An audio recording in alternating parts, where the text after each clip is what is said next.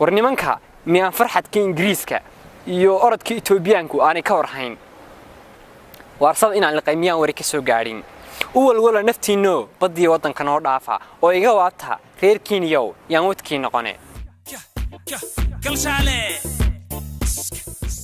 bismillah alxamdulillah rabbil alamin abdu waahid waa magacayga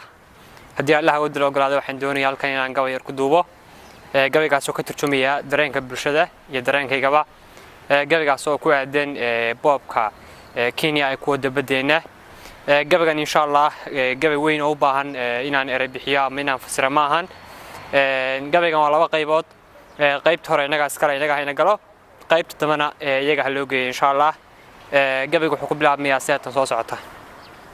ma wardiyo habeenkii hadar leeso soo waray aniga is wada wiiqay oo canaanacay aniga warmaha soo wata iyo waafagoys adag aniga wadaan ila go'dina wali aan sii daynay aniga waantii ka tagay wajfurnaantii wiilba wiil inuu iga dilaa wax ii qoran walaalkay baa igu wacan waxaad maqlaysaan walaalkay baa igu wacan waxaad maqlaysaan wax iska celin wadaad baan ka hayo weerar inaan qaado balse waxaad ilaaha baan ku maray inaan warjeefay ruuxi wadiiqa saxdii wanaag ka soo leexda ka walaaci maaye wale waa wanjalayaay waheshiga wanaaga ay hoday wali samay garanay wax tar iyo wuxuun baan lahaa oo wacdiga geeyay iyo weydaaro ruuxi wadnaha weersan ku hayo reerka markuu reerku doonayo nabad geedka waxa ka arimiya ragga nabadda markuu reerku colaad iyo arrin kulul doonayana geedka waxa loo gaxaystaa nin kulul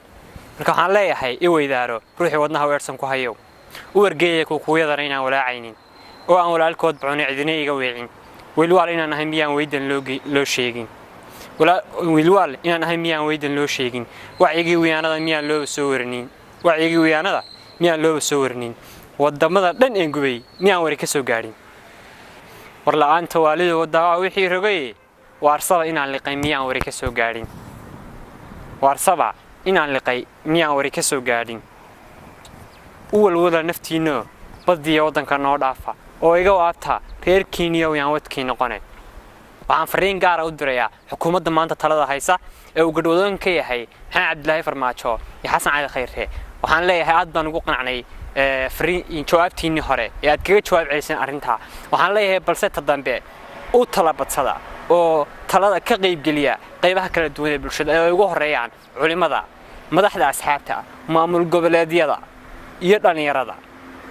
waxaan fariin gaar ah iyagana u dirayaa dhammaan bulshada Soomaaliyeed oo aan leeyahay aad baad ugu mahadsantihiin sida dareenka isku midka aad uga wada bixiseen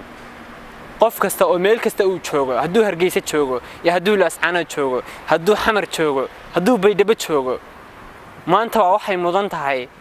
in la wada ilaashto waa wax la wada leeyahay waa wax ka maanta meel kasta uu qof hadduu dibadda joogo hadduu dalka joogo waa wax maanta la wada leeyahay inta yar maanta aynu Kenya isku haysanaa way yartahay balse inaga iskale haddii maanta ka Kenya ay naga qaadato oo ay nagu cabsi geliso